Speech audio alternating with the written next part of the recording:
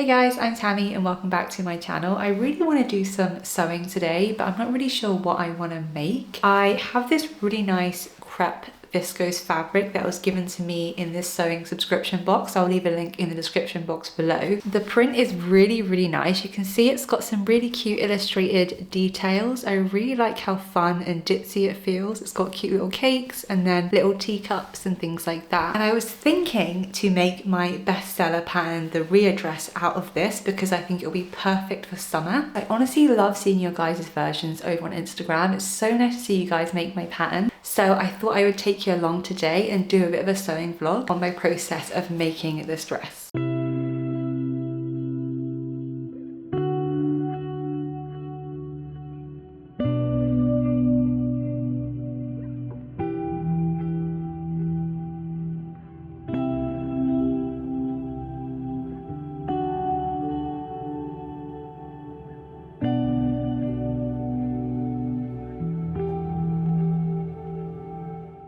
So I've just set up my machine, and every time I start a new project I always take a scrap piece of fabric and just test the stitching on it to make sure I don't ruin anything when I start making. I've cut out everything now for this pattern. This is what the top looks like. I've realised that it's a bit crinkled. I really need to iron this before I start sewing. I'm actually really lazy when it comes to ironing because I just can't be bothered, but I think I am going to go ahead and just iron all the pieces quickly before I start sewing. It's really important to do because obviously it just means when you're making everything, things will line up properly. You really should iron before you start cutting out your fabric, but I thought I could get away with it, but clearly not. I gave all my pieces a nice iron and a steam to get any wrinkles out of the fabric. I then started sewing the straps by pressing the edges inwards and folding again to create a really nice strong strap. If you're new to sewing and find turning straps a bit intimidating, this method is definitely easier to follow and create. So I have all the straps sewn together now. I've got 4 because I'm actually going to do really cute tie straps on both sides, so you need 2 for each. And then I thought what would be really cool this time is to add cute straps at the waist to help cinch in the skirt, because this dress can be quite loose fitting, and I think when you add waist ties it helps really cinch in and create a really cute shape. So I have all these cute straps cut out and obviously the waist ties. So I'm going to go ahead now and sew the top of the dress.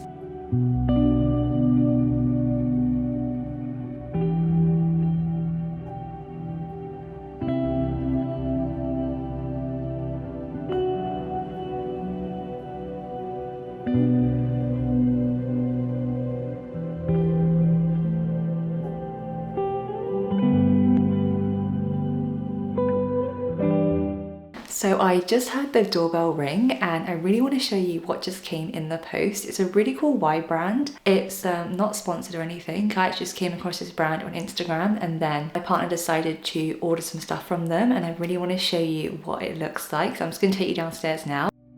I came across this brand Good Pair Days on Instagram and their branding looked really cute. I knew I had to try them. I love drinking wine, so if you have any good recommendations, definitely let me know in the comments. So I'm back upstairs and this is where I got to with the top. I basically sewed the straps to the front bodice, and now I'm going to turn everything right side out and make sure that I clip the seam because that just helps it roll over really nicely.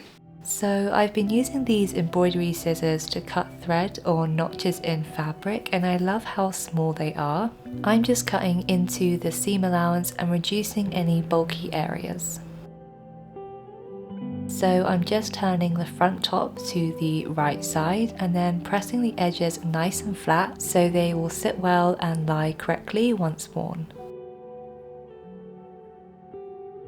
So I've gone ahead and basically made the back top as well, which is the same as the front. It just doesn't have a V-neck. It has more of an open round neck. This is the front, and then this is the back. As you can see, it's a bit more rounded at the neckline. And basically now it's time to attach the front and back top together, and then we will make the skirt. But I am honestly loving how this dress is turning out so far. I really love this fabric choice. It has such a lovely print, and because it's like a crepe viscose, it's really having such a nice drape on the body. If I just show you, this is like what it's looking like when I put it up against my body, and I love the really long tie straps that's going to make the shoulders.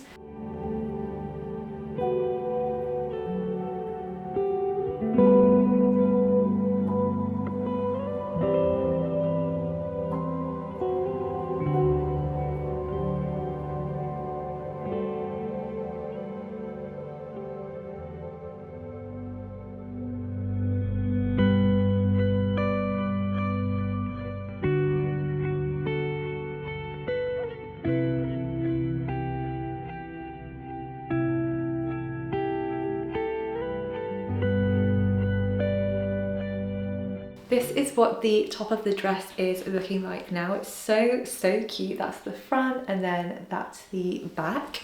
I am loving how this is turning out. So the skirt of this dress is actually gathered, and what we do for the start of the skirt is we place both pieces right sides together, and we sew down the side seams, and then what we do is sew a line of gathering stitches all the way around the top, and it basically gathers all the way in and creates such a lovely gathering effect at the waist. Now I also remembered, because I'm using this like really cute print with writing on, it says like tea time and coffee break, I'm making sure that they are the right side up, so the writing reads the same way on both panels and they're not upside down or anything like that, because you want to make sure stuff like that before you sew them together, otherwise you'll have to unstitch it and the writing will be upside down one way and then not right on the other way. So always check things like that before you sew your pieces together.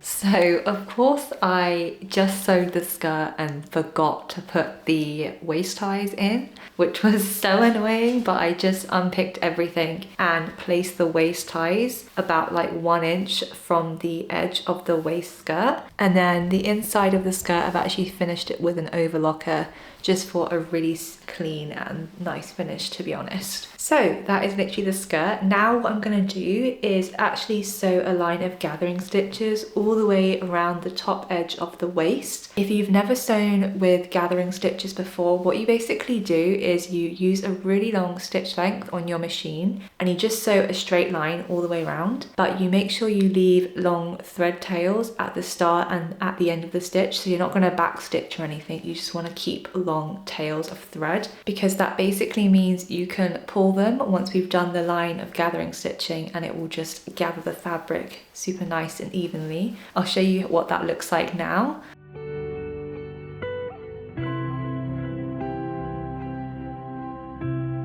Using my fingers, I'm just gently pushing the fabric towards the middle to gather the fabric. You want to hold the bobbin thread in one hand and use your other hand to spread the gathers evenly.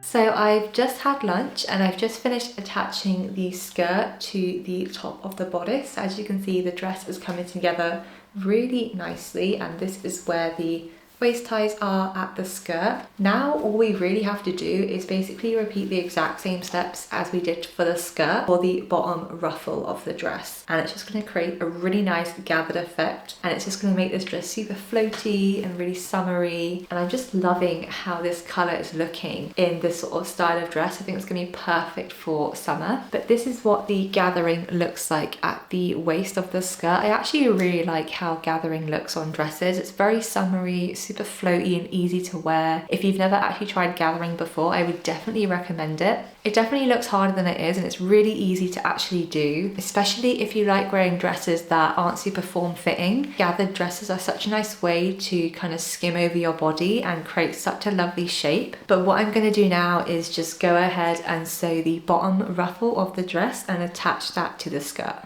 This is the last stretch of the dress. I find gathering can sometimes feel a little tedious and long to create, but I really love the effect it creates. I then ironed down the hem of the dress to create a double folded hem and stitched along the edge to create a really nice and neat finish. So I've just finished making the rest of the dress. This is what the front looks like, and then we've got the skirt and the ruffle at the bottom. I would say I've made this one to finish kind of mid-calf, so it's not floor length, but it's not like midi length. I'll say it's a bit longer than midi length. Let me show you what it looks like on.